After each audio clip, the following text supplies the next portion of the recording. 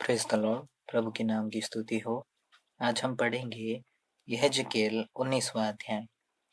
और इज़राइल के प्रधानों के विषय तो यह विलाप गीत सुना।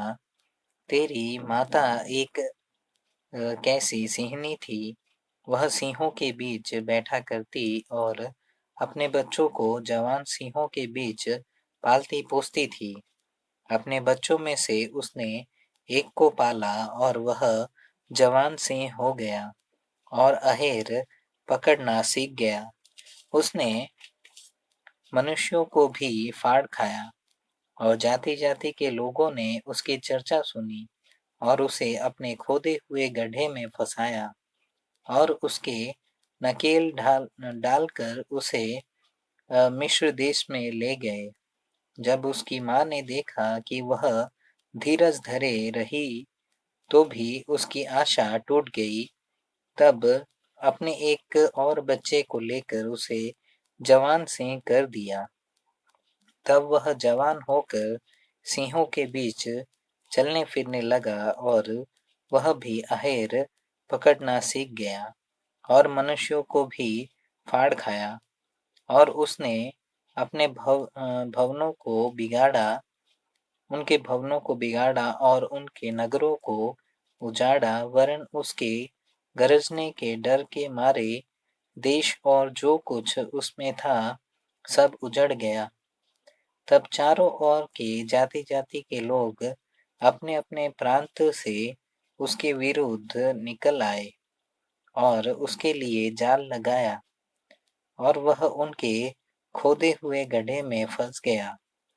तब वे उसके नकेल डालकर और कटघरे में बंद करके बाबुल के राजा के पास ले गए और गढ़ में बंद किया। और उसका बोल इज़राइल के पहाड़ी देश में फिर सुनाई न दे।